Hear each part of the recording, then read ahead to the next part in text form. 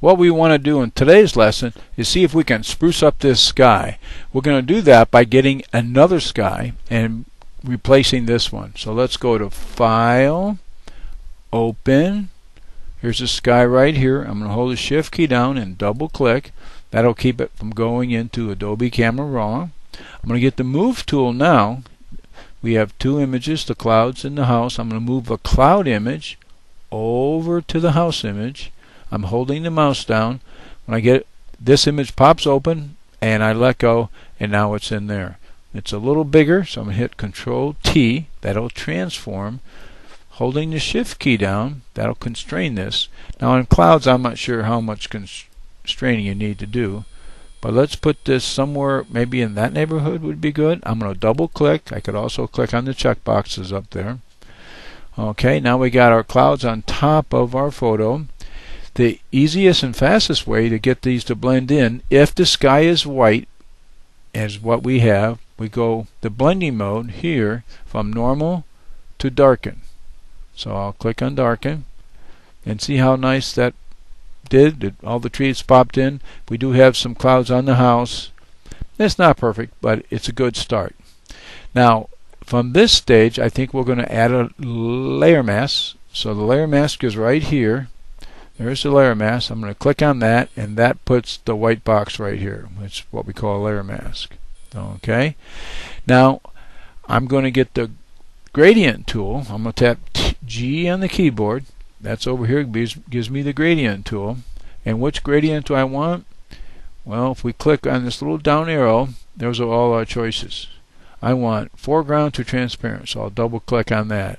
Oh, and by the way, if you don't like the way these are presented, click on the gear. I think it comes like with small thumbnails, and that's not a big help to me, so I changed that to large list, and that gives me a better clue of what I'm looking at. Now these extra gradients can be easily added on. If you click here, these are some of the other gradients you can add. The ones we're looking at is called photographic toning, but you can add simple and pastels and noise samples and all these other ones. Just by clicking on one, you can replace them, you can cancel the whole thing, or you can append. That means add them on to the end. We'll cancel for now. Okay, let me double click on the foreground to transparent. Now let's check our settings. Our settings have to be on the linear gradient, which is this one. That's good. We don't want these checked. See, there's a box around that one. Mode normal, that's good. Opacity 100, that's good. Reverse is unchecked. And the only thing we do have to do, since this is a transparent gradient, we have to have the transparency box checked. As long as that's checked, we'll be in good shape. Okay, now we're going to take that gradient, make sure we're on the mask. The mask will be selected with a little black box around it. If the picture is selected, it has the black box. In this case, we want the mask. And there is a lock. I think we're going to get to that a little bit later. Okay, here comes the gradient. We'll start at the bottom, pull it to the top. This will make the horizon a little brighter. If I hold the Shift key down, it'll go straight. Did you see the horizon get lighter? And it also lightened on the roof a little bit. And that's the way some horizons are. They're a little bit lighter. Now, if we want to get rid of the clouds on the roof, we can get a brush.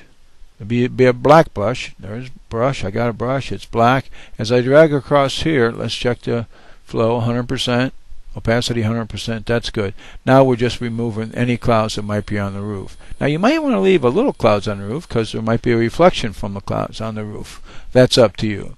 If you don't like where the clouds are positioned, you can actually reposition them. Let's go back to the layer. Now let's unlock this. I'm going to click the lock button, and then I'm going to click on the picture. Now the mask will stay still. It's going to hold its position, but if I get the move tool, now I can move the clouds around and the mask won't move, but you can see I can get slight changes, and I could use the Control T.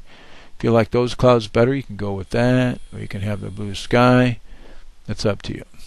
Okay, another thing we can do is, now that we have this selected there, is if you don't like the color, Control L, or maybe the brightness I should say, and if you move this little middle slider, You can make it darker or lighter. Be careful going darker. Okay, I'm going to cancel for now because I'm going to something else I want to show you, and that is if you think the clouds are too light or whatever, you can always lower the opacity. And we got white kind of below, so that kind of comes through. So that opacity is at 82%. Let's see what it looks like. We got our before and we got our after. So, and that works out pretty good. Okay, before we wrap this up, let me show you one more method. I'm going to go back in history to a state we were before. Remember here? And so we just had the cloud layer on top of the house layer. Okay, another thing we can do is we can double click over here on the right side of layer 1. I'll double click over there and it brings up layer styles. And what we're interested here is not so much as what we used before as far as drop shadows and strokes and things like that, is this blend if. If we move this underlying layer setting up to about 190, I noticed how everything kind of came back. We got our trees and we can see some of that stuff. If we hold the Alt key down and move this down a little bit, it makes it a little smoother.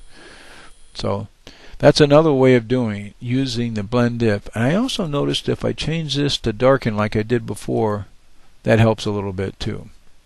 And I can say OK. Remember the gradient we did? We clicked on the layer mask, hit G for gradient.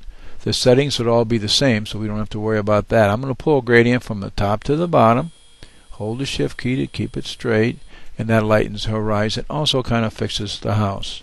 If I get the brush, I can refix the house. This time I'm going to leave a little clouds on the house, so I'm going to hit the number 5 and change the opacity to 50%. And as I drag this across, I'm not getting a total wipeout of the clouds because I'm thinking maybe some of those clouds would reflect in that roof. And as before, if we think that the opacity is too great, the clouds are just too overpowering, we can always lower the opacity a little bit and see how that looks. So here we have our before and our after. It's only up to you to decide on how far you want to go on this, how dark you want those clouds, and that sort of thing. Well, that should do it. My name is Mike McNaughton, and I hope you learned something. Thanks for watching.